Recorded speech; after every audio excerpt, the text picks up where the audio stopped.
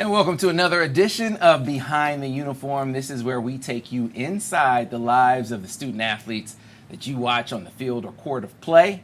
We take you inside their lives away from the sports that they play so you can get some insight into who they are as people. And then at the same time, we feel like us here at Behind the Uniform, because we've known these young men and women eventually so long, that we kind of owe them something to kind of give back a little bit. They are starting to earn some money, some of them a lot of money, and we want to do our part to make sure that they carry some of that money with them. In the words of one of the participants, Giovanni El Hadi, I keep referencing him on this intro because he said some very poignant words. He said, Sam, we aren't very good with our money. I said, that's what we're here for, Gio, to kind of help change that. And that's what Behind the Uniform is about. We enlisted some great partners along the way, our friends at Golden Limo. If you have ground transportation needs, get to your destination on time, every time with Golden Limo. Their fleet of charter buses, executive sprinters, mid-size vans, party buses, luxury SUVs, and even a trolley, their service and attention to every detail is second to none, and their track record for safety is beyond reproach. Whether you're traveling in Southeast Michigan, throughout the United States, or even abroad, Golden Limo has you covered. And now when you make a reservation with Golden Limo using the Golden Ticket, you'll be supporting Michigan NIL and a great military charity. Golden Limo founder and CEO Sean Duvall has been a great supporter of Michigan NIL, first through his NIL partnership with Will Johnson and his toy drive, and then through Will's Golden Limo NIL ambassadorship. And now in 2024, Sean and Golden Limo are back with an NIL partnership with Zeke Berry. Sean Duvall also comes from a military family and is a passionate supporter of military charities. One of those charities is Freedom River. Freedom River is a comprehensive outdoor recreation center located in Brighton, Michigan that assists in reassimilation of U.S. military service members, veterans, and their families. A portion of your reservation fee will go there, and that's not all. There's one more perk.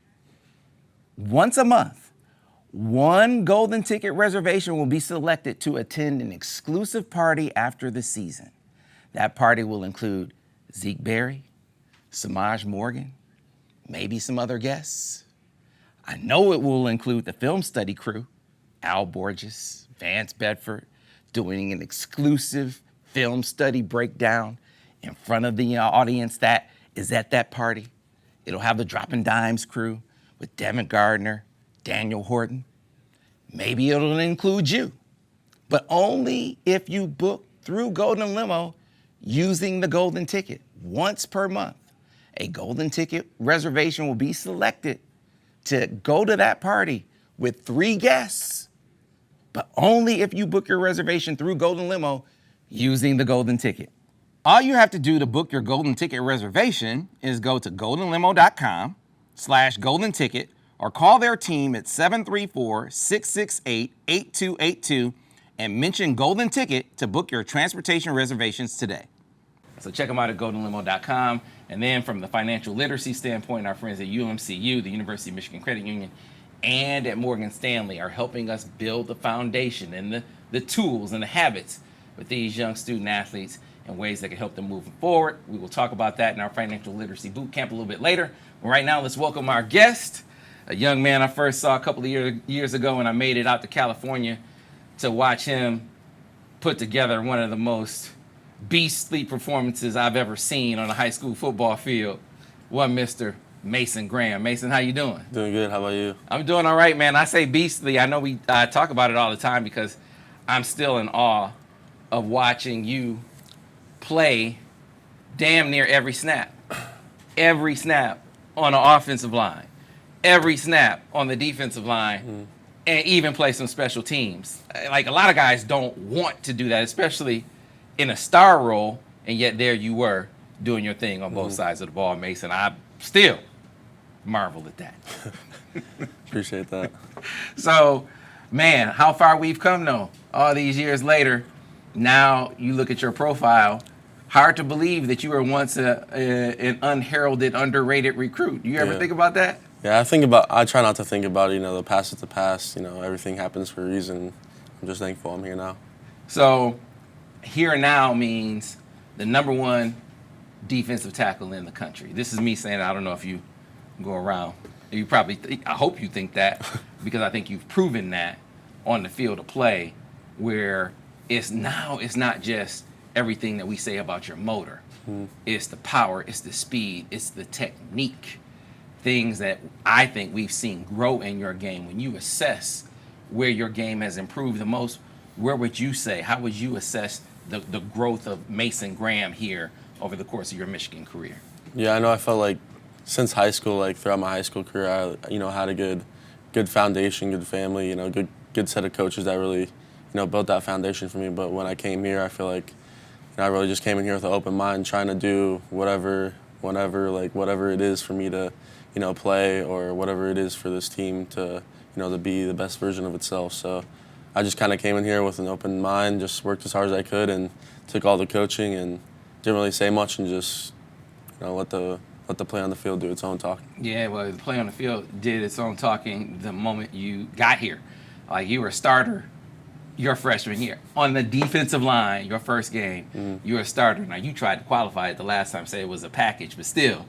I mean, it was. But still, man, most defensive linemen, interior especially, are not starting as freshmen. That's just abnormal, but it speaks to obviously how ready you were for the moment. And yet, when we look at last year, you took it to another level. So I'm curious, was there a point in the season, once you get over the injury, was there a point of the season where you look back and you're like, man, I can dominate out here? Could you feel that at some point during the year? I just feel like that at that point, maybe when I had that realization, it was, that Minnesota game when I first came back. That was my first game back from the injury I had. I was in the club. I was just excited to play, and I just really went out there and just kind of went crazy, I felt like. So, and I just kept on an upward trend since then. And, missing those 2 games, made me realize, like, how much I missed playing with the team, being out there, and just the love for football. So I feel like that was kind of like a point of realization, I would say, when I realized, I'm going to take it to the next level. Yeah. I thought showcase games for you and your man KG. I mean, I feel like you guys are peanut butter and jelly. You mention one, you got to mention the other, right? Because you both go out there and do your thing. But the showcase games down the stretch where you guys, if one of you was making a big play one series, the other one was making a big play the next series, and teams just really couldn't handle you. And it stuck out to me really in the Rose Bowl, where there was all this talk about Alabama's defensive line. It's like, Alabama's defensive line is this, and Alabama's defensive line is that.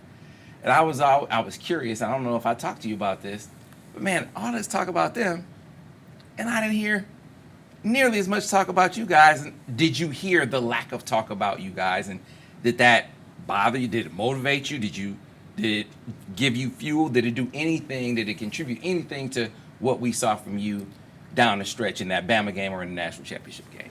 Yeah, I just feel like we try not to pay attention. Obviously, we see some of the stuff that circulates and stuff, but we try not to pay as much attention because it's just all talk at the end of the day, and the guys saying those things about us or them aren't the ones on the field in overtime and stuff like that. So I just feel like we take it with a grain of salt, and just we know what team we are, we know what kind of players we are, and we just roll with each other, whether it's hard times or easy. So so it felt like before that Rose Bowl game, it felt like the Alabama guys were trying to intimidate you guys in the pregame, how big they were walking up and down your sideline. Yeah, I didn't see that. I didn't see that live. I just saw that after the game. So I was in the locker room with my headphones on probably while they were doing that. Did you at least hear about it? I didn't hear about it within the game. Okay. Within the game, I heard about it after the game. I saw the video that came out of them walking on the sideline, but it was, it's all cool. Yeah. So, but you get in the game.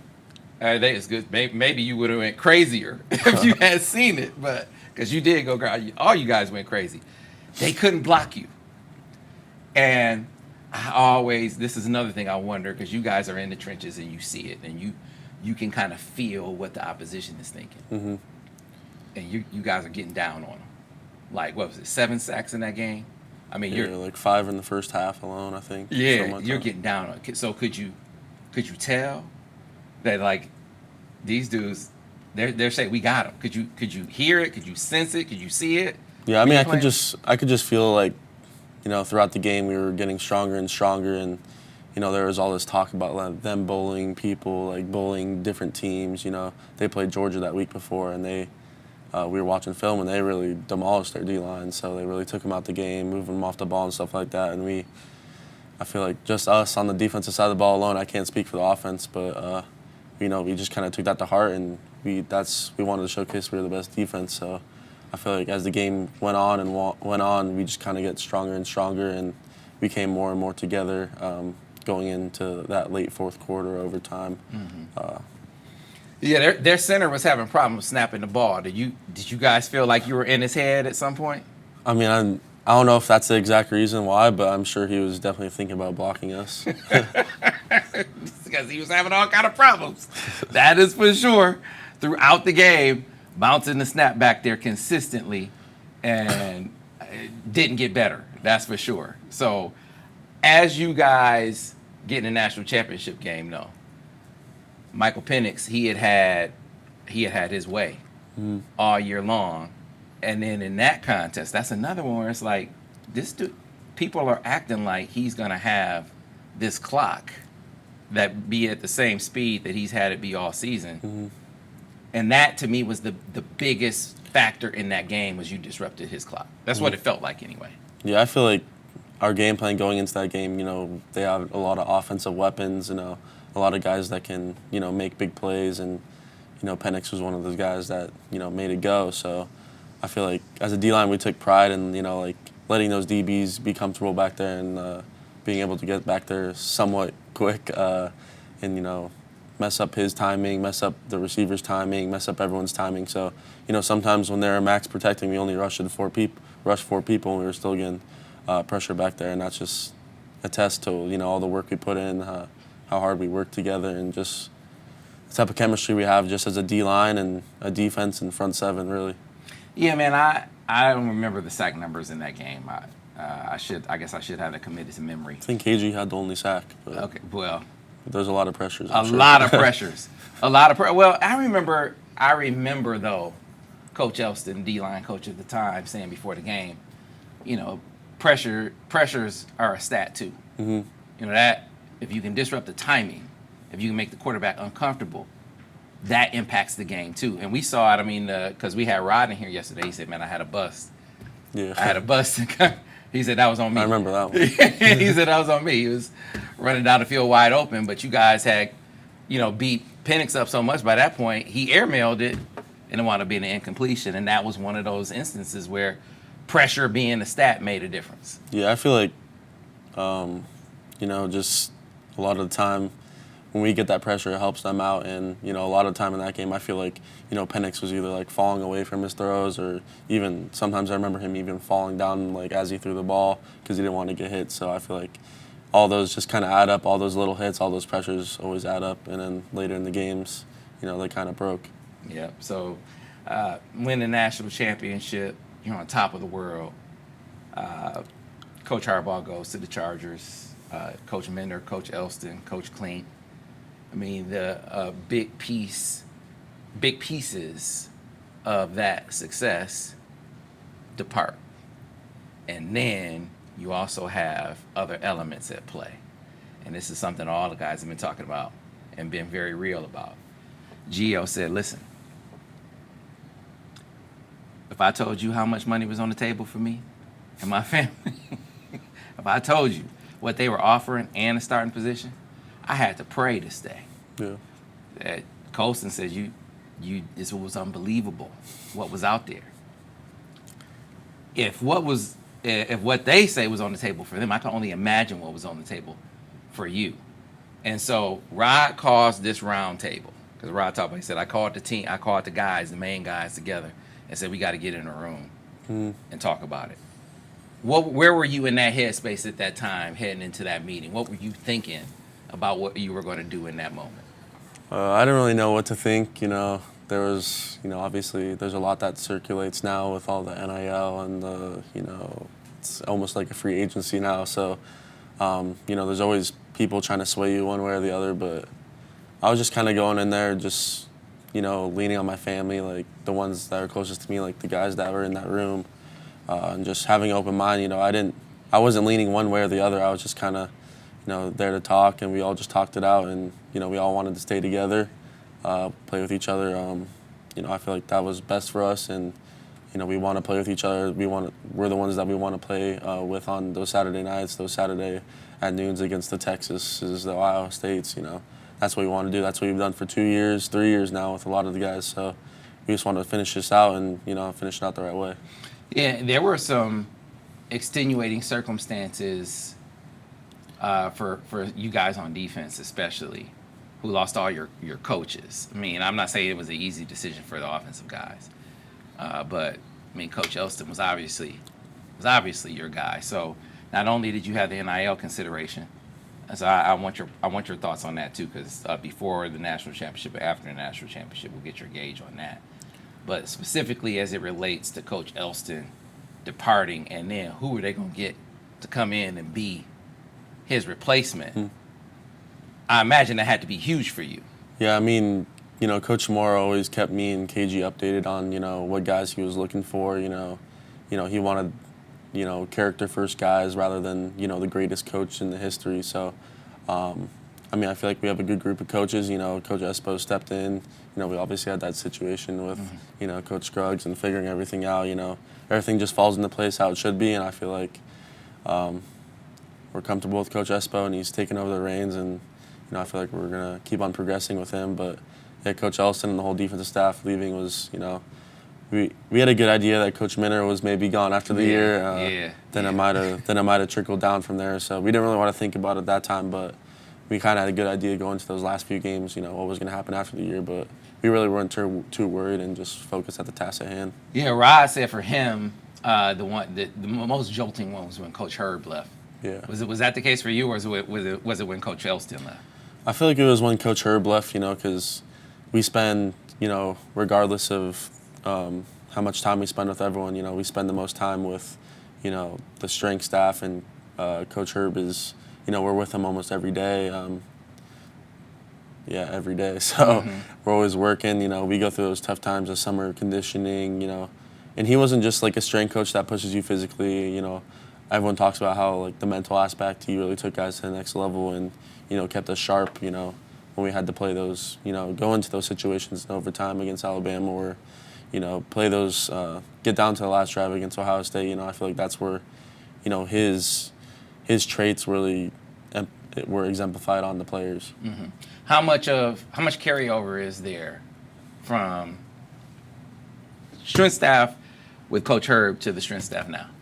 I feel like it's basically the same. We're doing all the same stuff that has, built that foundation for our team the past few years, and I feel like don't change something that's not broke. So Coach Tress and Coach Locke and all the guys in the strength staff are doing a great job, and I don't feel like we missed a beat. I feel like we're in a good place going into fall camp. So I said from an NIL standpoint, there's a before, whatever how he put it. He said there's a before the Natty and there's an after the Natty. It's like before the Natty was. After the Natty, we're in a much better place. And Costa said, "Yeah, shout out to everybody after the Natty who stepped up. Champion Circle donors. Do you feel the same way? There's a before and an after." Yeah, I feel like there is definitely a before and after. There was, just different scenarios. Everyone has their own situation. I don't know. Obviously, I talked with other guys about what was going on, but obviously everyone has their different situations that they're in or stuff like that. So. There was definitely a difference. There was definitely a difference, but there was a difference for sure. Yeah, I got you. So that puts you in a different place. All of you, in a different place financially, which is a great time to segue into the Financial Literacy Bootcamp.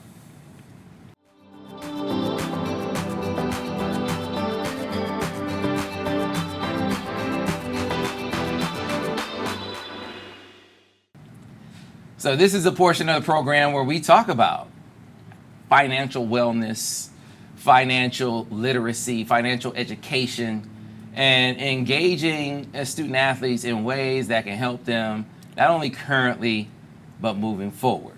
ways that they can take this money that they're earning now, not only save it, but grow it. And in order to do that, you need to establish a solid foundation. So our friends at the University of Michigan Credit Union came on board to help us with that with their Playbook for Prosperity.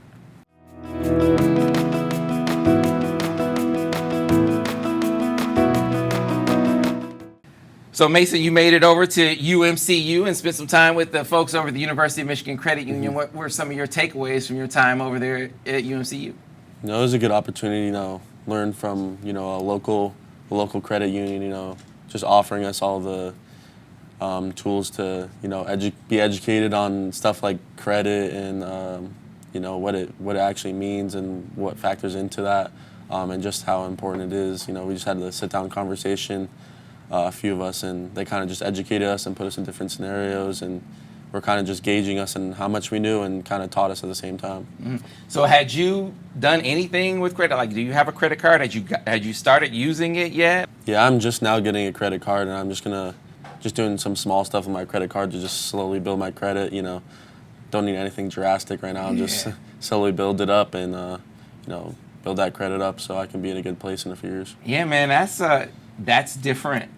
Because I use myself as an example. I showed up in Michigan. I got like three credit cards off the rip. But that's not what you should do.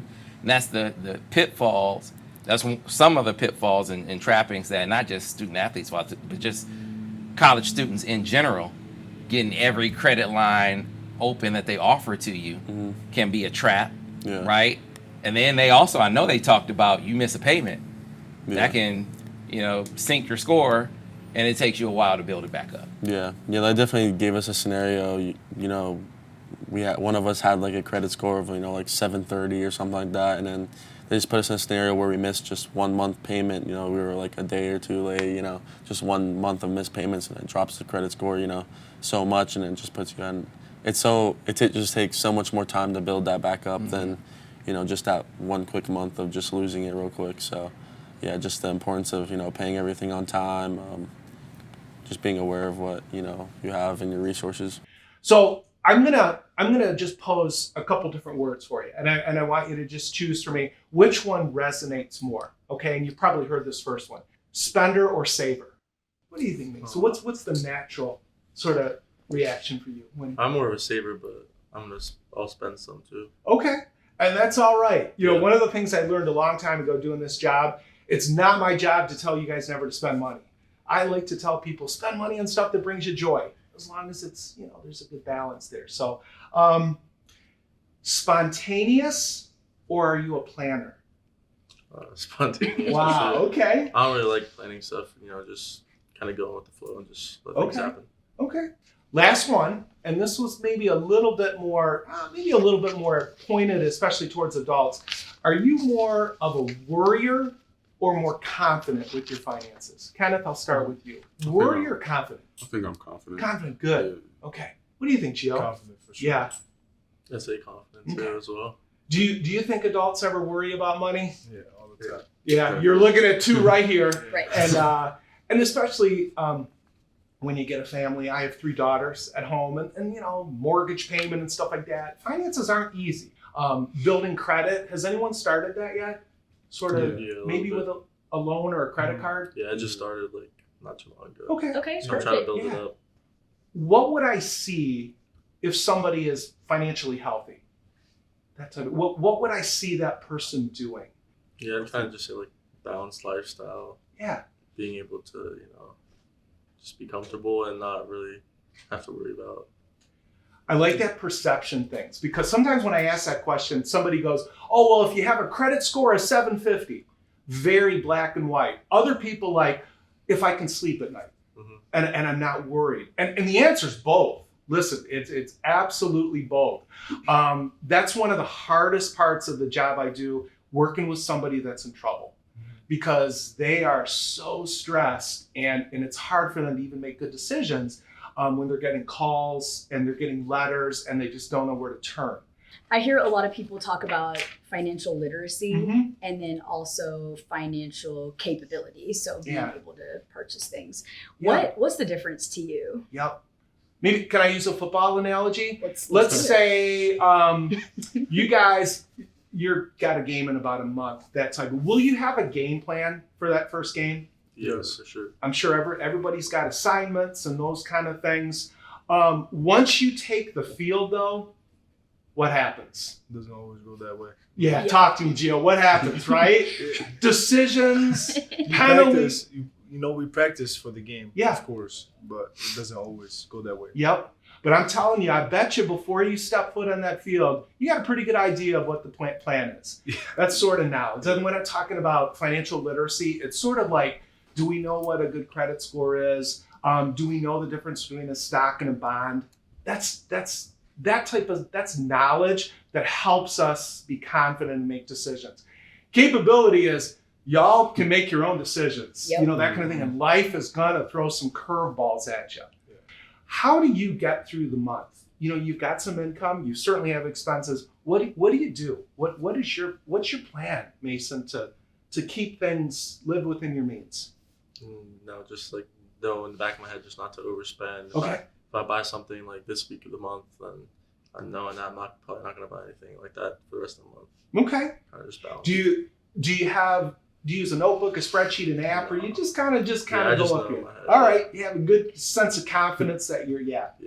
So, I mean, because one of the things, especially if I do it in a class for adults, when they hear the word budget, oh boy, I get this. I'm like, are you kidding me? What did I come here to? And I tell everybody, listen, I'm not here to give you a second job. I know you guys are busy. Everybody's busy. No one wants to track every $5 Starbucks that they buy and stuff like that. I try to make things as simple as we can. At the beginning of the month, we have a good sense of what we have, our net income, how much we're comfortable spending, and we have a pretty good idea where it's going to go. By a show of hands, actually, let's do one more football analogy. Okay. I want to. Sometimes I'll work with people, and the money mindset's not too good. Has anyone here ever made a money mistake? And I should put two Yeah, hands I up. should too. Okay. Definitely. I've overspent. I bought stuff I shouldn't have bought. Mhm. All those kind of things. Can you guys give me an example? Something like, God, I bought this. What am I thinking? I don't know. I've been to like the mall or shopping a few times and I All right. spent too much at one time. I'd say overspent. Kenneth, can I ask you? Have you ever committed a penalty in your Michigan career? Yeah. Okay. What happens once the referee picks up the flag, puts it back in their pocket? What happens? Oh, you just gotta play the next You play. got to keep going, right? And I get people like, well, I made a mistake or I took out a bad loan or something like that. I'm like, I can't hit the rewind button. Move forward, Yeah. right? And so it's sort of that same analogy. You make a mistake, you make a penalty, you got to move on. Don't let the past hold you back. Yeah, you were already ahead of the game in terms of being responsible, not getting a whole bunch of credit early in your career, but it also, and it seems like this was hammered home to you. It's actually important to have some credit. Like you do need to establish a credit history, and you're starting to do that right now. Yeah, I feel like a lot of people, even like, some NFL teams maybe even look at your credit just to see like what type of person you are. Are you making your payments? Are you a trustworthy person? Are you gonna do what you say you're gonna do? Just different scenarios. People just looking into it. It's good for your own good and your own credit score for your sake. Absolutely. Playbook for Prosperity, working not only for Mason Graham, his teammates, hopefully it'll work for other student athletes as well.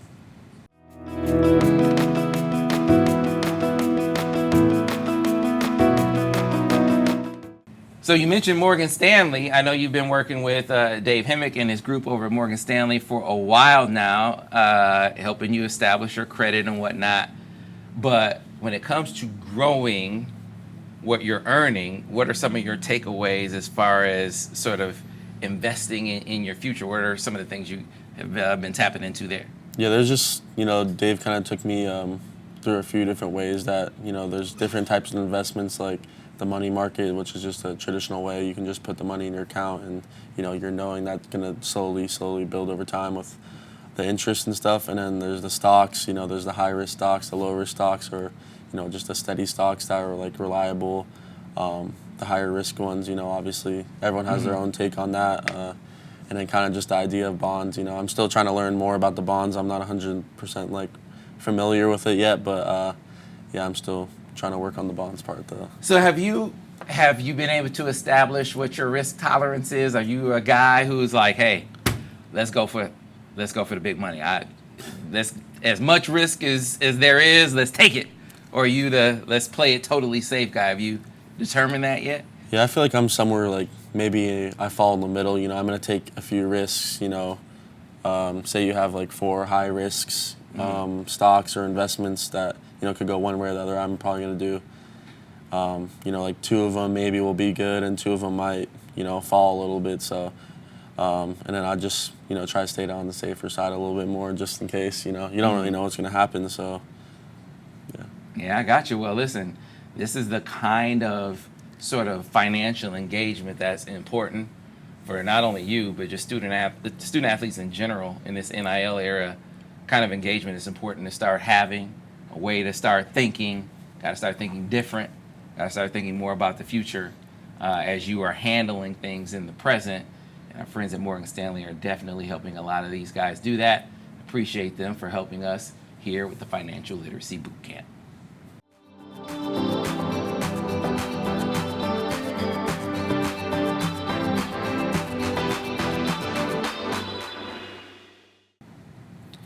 So, Mason, back on the football side of things, you are preparing for a campaign here where the irony, you guys won a national championship, overcame all the odds. I mean, they put Coach Harbaugh to the side. JJ's banged up at the end of the season. Bama was favored. All these different scenarios you overcame, and you did. Now, yeah, Coach Harbaugh's with the Chargers. Sure, you lost a lot of offense. And even after all of that disproving, these narratives that were out there that you guys did, people are still doubting you. Mm-hmm. Do you find that a bit odd or a bit ironic or a bit disrespectful, or do you just not pay attention to it at all? I feel like it's, just a little bit disrespectful. Everyone has their own takes and opinions, Not everyone's in Schembechler Hall every day. The people, like I said before, the people saying, these type of things, aren't in the same building that we're in. They're probably at a desk or something like that, just, looking from the outside in. But when you're really in it, I feel like, this team can reach any height we want to. The expectations, for ourselves are there, and we want to prove ourselves right and not worry about what anyone else has to say. Rather than proving other people wrong, we just want to prove ourselves right. So let's talk about you. Specifically, took a big step last year with your game. Now let's go into this year. What was your preparation like in this off season? How was it different? How was it enhanced compared to last year? Did you do anything different than you did heading into last season? Yeah, I'd say just one thing I tried to focus more on was just the nutrition side of things. Trying to eat, healthier meals, being more conscious of, what I'm putting in my body, because I know this year I'm going to have to, my role is going to be bigger than it was last year, and I'm going to have to contribute more snaps. There's going to be more games. So I'm just trying to get myself prepared for, getting back to where we were last year, and I know what it took to get there, and it's going to be a long season. So just trying to be as prepared as I can, throughout this offseason to put this team and myself in the best position to succeed. So yeah, taking care of your body there's an art to it, a science to it as well, and the best players figure that science out. So you're well down that path. But then the technical pieces of it, were you a guy, did you stay around Ann Arbor and train? Did you seek out personal trainers? Did you travel different places?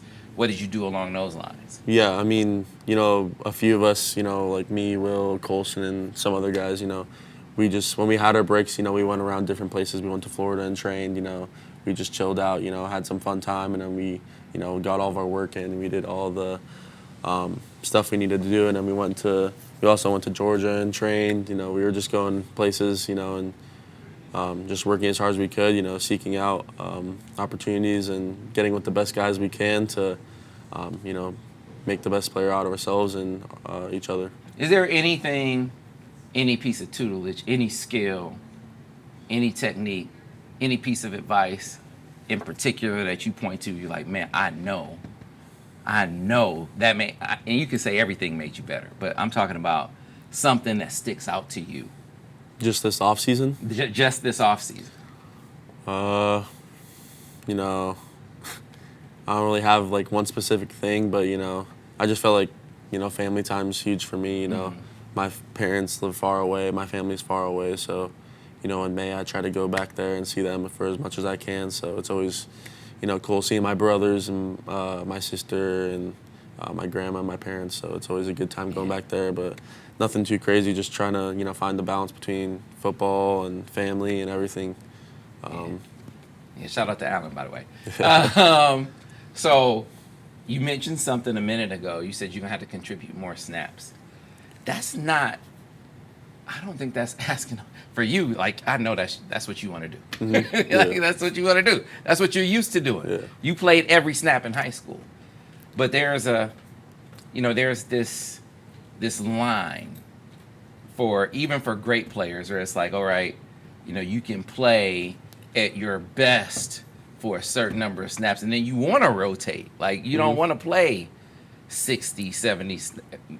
Maybe you do. I don't know. But I'm curious. Do you know what that line is for you? I mean, I don't really know what that line is. I'm sure I'm gonna find out what that is. But these past few seasons, I haven't really played. Last year towards the end of the year, like Washington, Alabama, I was playing about like 40 to 50 snaps a game. But I'm usually playing, like last year earlier in the season, I was only playing like 25, 30 snaps. It's not a lot of opportunities. But I know I'm gonna have to play more this year. I'm gonna have to have more snaps. Same with KG, and we're gonna do our best to get the young guys on the same page as us, and have them, because we want them to play. We want them to contribute. We want them to be a part of this team. We want them to be great players. After we're gone, because someone's gonna have to replace us, just like we replaced other people like Mozzie and Chris. So it's an unending circulation. Yeah. So if you had an ideal snap count though. Because I know you said you got to find the line, but what you were doing at the end versus Bama and Washington, where it's like 40 to 50, you think does that sound like a sweet spot to you? Yeah, I don't know if there is, I don't know if there's a line, when we get into, those games like Texas, I don't really care about what the line is, I just want to win the game, Right. If I have to play every snap on defense, that's what I'm going to do. I might be tired, but, that's what it's going to take to win. So it's not really in my mind, the thought in my mind what my line is. Yeah, so Gio, Colston, they face you guys all the time, and so they have unique perspective. And they said something that I thought was interesting. We won a national championship last year, newsflash, right? No. We had a great defense last year, so I get that too. Our defense could be better this year. I was like, come on, man. Like this, we don't have to do that. It's like, no, our defense could be better this year. Yeah. You're on that defense. So give me your take on on where a defense that was as good. Because I can settle for, I can be satisfied with, we're going to be just as good as we were last year. Because just as good as you were last year was national champions. So that's a good answer. But better? How can you guys be better than you were last year? Yeah, I feel like there's always ways to find, ways to get better, but I feel like our front four is really what kind of runs the defense, and our front seven in general. We got guys like, Jaishawn Barham. We just got him out of from Maryland. He's a really good player. I think is going to go crazy for us this year, just being in our defense. Guys that have shown flashes, but really haven't been in the spotlight, I would say. Like Josiah Stewart, Derek Moore. I feel like those guys are going to have a great season working along with like me and KG. I feel like we all kind of like work as one. It's not just like we all have our different strengths and weaknesses, and specifically on the inside, me and KG work off each other, and I feel like those guys work off each other too as well, just with their different strengths and abilities. But I feel like we've had a lot of development, and a lot of the younger guys starting to step up and make flashes, and we're going to need those guys to make some plays and be there in those big games. But yeah, I feel like our defense definitely has the chance to be better than we were last year. Yeah. Jaishawn is a wild card because he was a beast with Maryland. Yeah. I mean, watching him, and the way they used him all over that defense was impressive. In the time that you've practiced with him in the spring, seen him in the summer, I know you guys are about to start camp. What unique does he add to this defense? It's not saying you had great players last year, but what does he add to this defense that maybe we haven't seen, that maybe we didn't see last year? I feel like just he's like a versatile player. You know, he could play. He could stand up on the edge. He could play linebacker. He could drop in coverage. He can blitz. He can do just about everything, and he can run sideline to sideline too. So I feel like that's, he kind of reminds me of almost like a Junior Colson. Junior kind of, was that fast guy that just was a tackling machine, just going sideline to sideline, making, any and every play he could. So I feel like Jaishawn kind of reminds me of him, but I feel like Jaishawn's like aggression and like suddenness and power is like, he's super strong, and I feel like guys know that, and I feel like that's going to be something that other teams are going to be scared of. Yeah, they blitzed Junior some, but it wasn't like they sent him a lot. Yeah. But Jaishawn, it feels like, he does that. Yeah. Get him after the quarterback. Yeah, he can just do about anything really. So he's like that. Yeah. All right. So yeah, we've seen up front Josiah, we've seen Derek. I can get, just based on what we've seen from the outside, those guys are ready to take a step. Mm-hmm. Like you saw both dudes late in the season really make huge plays. Josiah, especially Rose Bowl. What about behind them? Who are the guys behind you guys? Because I thought that was another part that made your defense so special. It was when you all went to the bench, you had dudes who could come in, like Josiah and Derek, who could come in and make plays. So what about behind you, the second and third string guys? Who do you see ready to take a step in that group? I feel like Jaishawn Benny, obviously, he's been one of the names that, people know about. Obviously, he suffered an injury, in the Alabama game, and he's been working his best this offseason, doing everything he needs to do. He knows his body when he's ready to go. But I feel like he's going to take a huge step this year, and he's going to be taking a lot of snaps with me and KG. It's really finding out about that fourth guy. We have a lot of the younger guys that are developing, like Trey Pierce. Ike's really coming along. I know Etta, he just came into the D-tackle room, so he's he's been getting familiar with it throughout spring ball, and I feel like fall camp's just time to catch on, really. I feel like that's really just a battle, and it's going to be a battle for that fourth spot, and then we're just going to have guys keep on coming in, fresh guys, and just anyone that's willing to play, ready to play.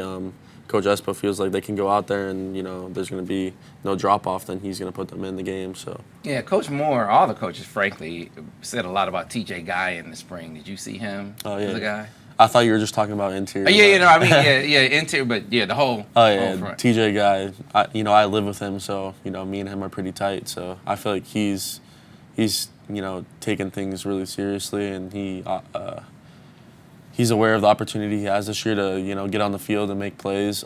He's waited his time, and I feel like this year's his, coming out party. Yeah, I got you. Speaking of coming out party, Mason, we've gotten a chance to see you kind of come out style-wise here.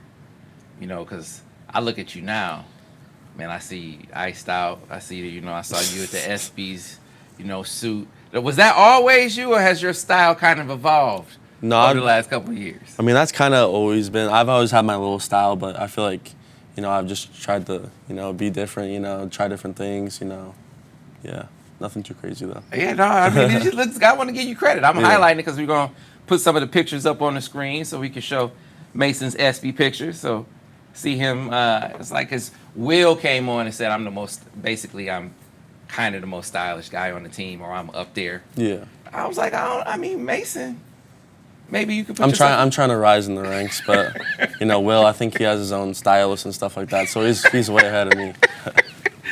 So I'm laughing, it's funny, but at the same time, to see you guys stepping up, having fun, and then able to be serious heading into a big season for all of you guys, where championship aspirations, personal aspirations, NFL draft wise, all of that in front of you. I'm really, really excited for you guys. let's end on this note. I know you're going to step up as a player, but invariably, whether it's you, Will, KG, leaders of the team, performance-wise, are going to have to be the leaders of the team somewhat vocally. Mm-hmm. And I'm curious, is that something that is easy for you to do? Is something that you're used to, or is that something that you have to focus on doing? Yeah, I would say it's not something that I'm used to, I feel like the past few years we've had, a solid group of older guys, that have been in the program, guys like, Mikey and who else? We've had older guys, Makari's older guy, Rod, a lot of the fifth and Mike B, Chris Jenks, Mozzie, like all those, older fifth, sixth year guys like getting into there. So, I was always just that young player that was just kind of following their lead and just kind of doing what I can, not talking much, like I said, and just knowing my role. But I feel like knowing my role this year is, taking that next step in the leadership and being a little more vocal than, I like to be. But that's how it's going to be, and that's what a lot of us, like the names you name, like me, KG, Will, Colston, a lot of those guys are going to, we're only juniors, but we're going to have to act like we're fifth or sixth year seniors this year. So just kind of being those example for the young guys. And, we have a lot of experience even though we're young. So I feel like that's, I'll say I have to focus more on that. That's something this fall camp I'm really going to be focused on, and just try to, gain those young guys' trust and, knowing that I'm a leader on this team. KG doing that too? Yeah, we all do in our own different ways. We'll all say something every here and there. We don't need to be the guy that's talking all the time, because I feel like, if you're that guy talking all the time, guys tend to not listen as much, and it's not as powerful like people say. I got you. Well, look, you know a thing or two about being powerful. That's a great way to end this segment. Appreciate you, Mason. It's been a pleasure to watch your journey and to see you do your thing, because you deserve your success, and selfishly, you're making me look real right now. So I was like, this is a guy. This is a dude. And yeah, I was right. I was right about you. So thanks for that, man. Appreciate you. No, I appreciate you having me. All right, that's Mason Graham. Folks say all the time, if you like this episode, if you like this series, be sure to like it. Be sure to subscribe on our YouTube page. You can find all of the Behind the Uniform episodes on our YouTube page. I want to thank our great sponsors, starting with our presenting sponsor, Golden Limo. If you have ground transportation needs, get to your destination on time, every time with Golden Limo.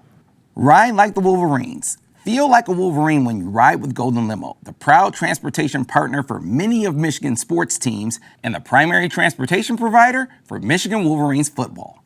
All you have to do to book your Golden Ticket reservation is go to goldenlimo.com/golden ticket or call their team at 734-668-8282 and mention Golden Ticket to book your transportation reservations today.